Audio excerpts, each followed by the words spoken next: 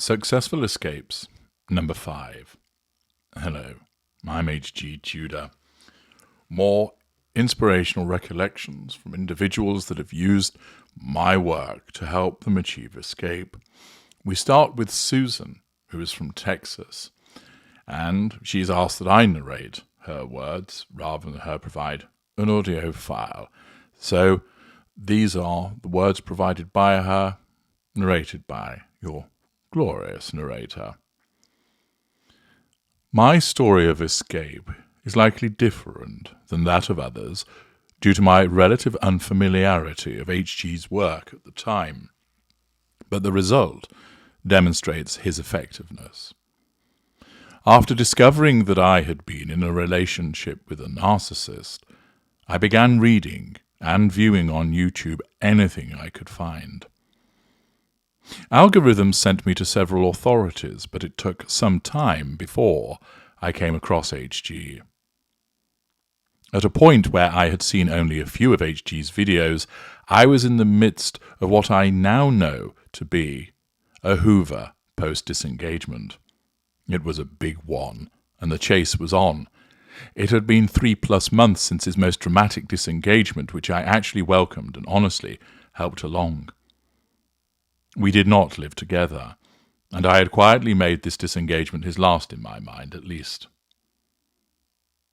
That said, with only a few HG videos under my belt, I found myself on the run, literally. He followed me, drove past my house, sent friends to drive by, brought flowers multiple times, and left messages for 5 weeks solid and unrelentlessly. I responded to none, and remained in no contact until I was ambushed. While walking my dog, he pulled up out of nowhere in a brand new car, flowers in hand, begging to speak to me.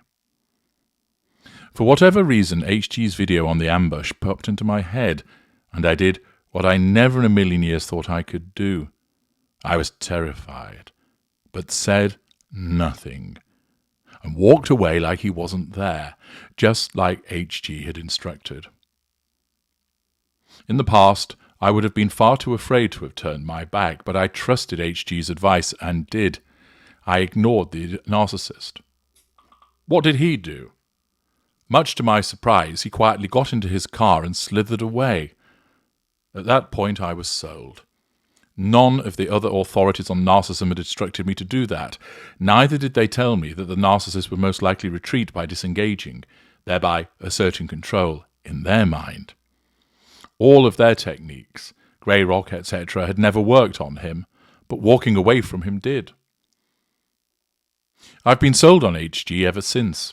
I've purchased and read most of his books, watched countless of his videos, and purchased his empath detector package, which was excellent and spot on. My goal here is to never become ensnared again.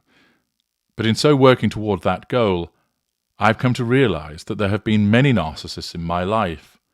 I was unaware, but now I am becoming empowered with the help of HG's work. I'm staying single for now, but if I do begin dating, I will be consulting HG directly and very early on, long before any relationship forms. It's been 5 months since I ignored the narcissist, and I have not seen or heard directly from him. I do not plan to move. I live within 10 miles and near one of his friends who keeps an eye on me, so I keep my no-contact regime as tight as possible. I know eventually he will be back, and when the time comes, I will be as ready as I can be to send him slithering away once again. Thanks again, HG. Susan. Thank you, Susan, for sharing your experience that shows how my work trumped that of others and proved far more effective for Susan. Now we're going to hear from Carol, who is a long-time user and advocate of my work, who's going to share her experiences of what my work has done for her. Hello HG and everyone, I'm Carol from Warwickshire in the UK. I'd never heard the word narcissist before and certainly didn't know what one was. Following the unexpected death of my husband in a road accident, I received a message out of the blue from an ex-work colleague. These messages immediately became daily and of an intimate nature, and I would receive at least one an hour from 7 a.m. until 2 a.m. and sometimes even up until 3 or 4 a.m. This almost perfect knight in shining armour came to rescue me, taking away my pain and making me feel special and wanted, and I fell hopelessly in love with him. We were a perfect match. Why had I never seen this before? He even bought me a commitment ring, which I wore, showing my commitment to him. After 7 amazing months, he simply vanished one day, appearing to have fallen off the face of the earth. He did not answer my calls. He did not reply to any messages. In fact, he didn't even open them. I was frantic, so worried that he had been injured or even killed in an accident, or if not, thinking that I had done something wrong and I was required to apologise for something that I had done. Not that we had argued or disagreed in any way.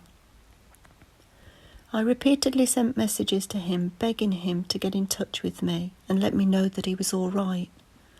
I knew of his family and friends, but I had never been introduced to them, so I had no way of contacting them to find out if he was okay. He used to tell me that there would be plenty of time to meet his family and friends, and for now he wanted to spend time with just us. How romantic, I thought. After 5 long, painful weeks of not knowing what had happened, once again out of the blue, I received a message from him, telling me that commitment scared him and that things were moving too fast between us. While I was swept off my feet, it was not me who was moving at a rate of knots. He asked me if I would go round to his house that evening to talk, and foolishly I did. The relationship continued for a further 6 months. I still hadn't met his family or friends, and at that point I should have seen the red flags, but I didn't. I had fallen in love with him, and if he had asked me to marry him, I would have said yes. After 6 months, he disappeared once again, and this time for 7 months.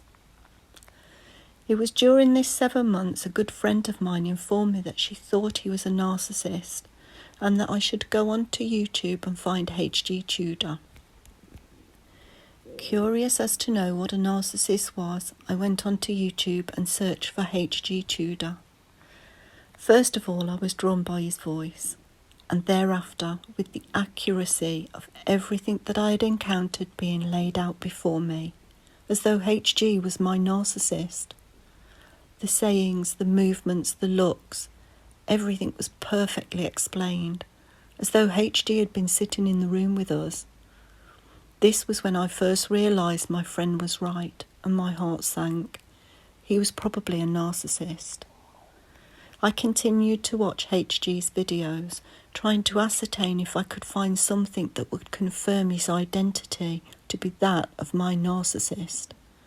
Everything was so accurate and fit perfectly with what I had experienced.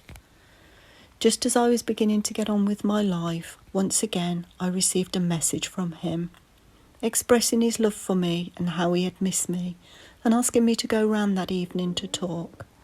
Stupidity once again sprung into action, and we were together for a further 2 years. On our final weekend away together, something did not seem right, and once I had returned home, I took it upon myself to message someone from his social media. I was not expecting to receive the reply that came back. I have been seeing him on and off for the past 10 years. 10 years. My heart broke. I felt sick. I could not eat. I could not sleep. I did not want to communicate with anyone, and I had lost the will to live. Family and friends repeatedly told me how they had never seen me like this before, and how I was a strong person. But I had never experienced anything like this before, and I certainly did not feel strong. I immediately booked a consultation with HG. He would be able to advise me how to get him back, I thought. But instead, a very professional, polite, patient and calm voice said, "That is not logical. Why would you want to?" Following my second consultation, HG had given me the tools I needed to work with to rid this parasite from my life. And this is when things began to fall into place. The constant emotional thinking, waiting for me to drive past his house or check his social media, waiting for me to fail began to disappear. I even received a Christmas card from him last year that I was able to put straight into the bin without a second thought. Do I still remember from time to time? Yes. But I hear HG's voice say, "But that is not logical. Why would you want to?" And I snap out of it very quickly and easily. I am almost 2 years free and could not be happier. He was a mid-range B, somatic.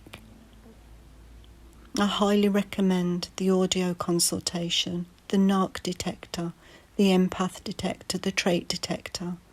I have taken advantage of all of them and can honestly say that HG has changed my life for the better.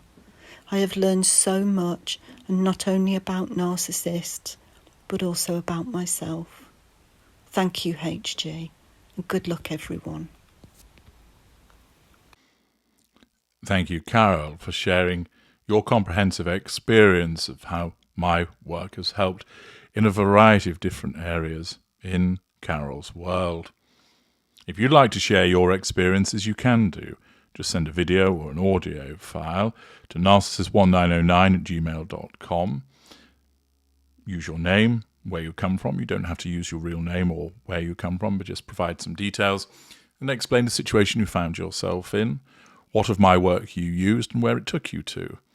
And you may well find that you're included in the series on successful escapes, which just might inspire somebody else to do the same. I'm HG Tudor. Thank you for listening.